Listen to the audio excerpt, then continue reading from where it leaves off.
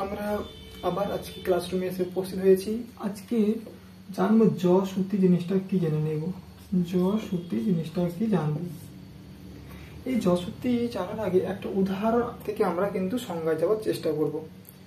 আমি বললাম বাবু আনা, বয়াকার বয়স বাবু আনা, আ দন্ত আকার বাবু আনা।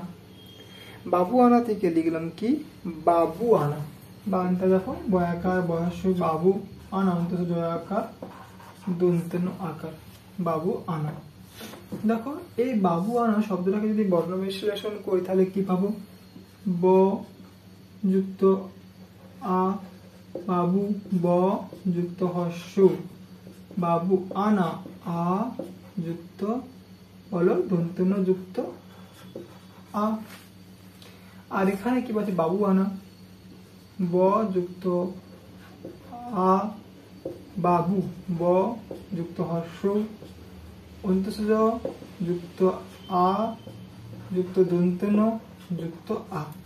একটু মিলাই কি মিলছে দেখি। বয়ে মিলছে, আয়ে মিলছে, বয়েও মিলছে, হর্ষও মিলছে, এখানটাতে আ আছে, এখানে দন্তন্য আছে, এখানে আ আছে।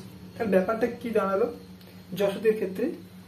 না, বাংলায় পাশাপাশি দুটি স্বরবর্ণ থাকলে তো উপর দিকে তাকাই, দেখো এই যে উপরের অংশটা কি পেয়েছিলাম? পরপর হর্ষও পেয়েছিলাম আর আ পেয়েছিলাম। দেখো এখানেও কিন্তু নিচের দিকে তাকাও, এখানেও কিন্তু আমরা হর্ষও পেয়েছিলাম, পরিবর্তন হয়ে নিচেরটা তো হয়েছে, আর এখানে পেয়েছি আমরা আ পেয়েছিলাম।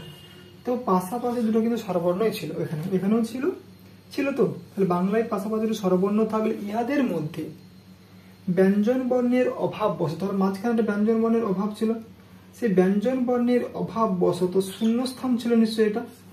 সেই শূন্যস্থানটা পূরণ করবার ক্ষেত্রে যখন অন্ত্যস্য জয়ের আগমনটা ঘটলো, দেখো এই যে অন্ত্যস্য জয়ের আগমনটা ঘটে গেল, তাই আমরা কি বলবো?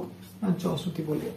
তার তোমার সংজ্ঞায় কি লিখবে? বাংলায় পাশাপাশি দুটো স্বরবর্ণ থাকলে, পাশাপাশি দুটো স্বরবর্ণ ছিল, এর মধ্যে অন্ত্যস্য জয় ব্যঞ্জন বর্ণটা ছিল, এটার অভাব ছিল এখানে। সেই অভাবের জন্য দেখো এখানেও ছিল, অভাব ছিল, অভাবটা পূরণ করেছে এখানে অন্ত্যস্য জয়, মানে পরিবর্তন হয়ে এটা হয়েছে। এই অন্ত্যস্য জয়ের অভাব জন্য শূন্যস্থানটা পূরণ করবার জন্য যখন অন্ত্যস্য জয়ের আগমনটা ঘটেছে তখন তাকে আমরা বলবো জ-সূত্রী। ঠিক আছে, আশা করি তোমরা সকলেই বুঝতে পেরেছো। এভাবে লাইক কমেন্ট শেয়ার করবে আর সেভাবে সঙ্গে থাকবে।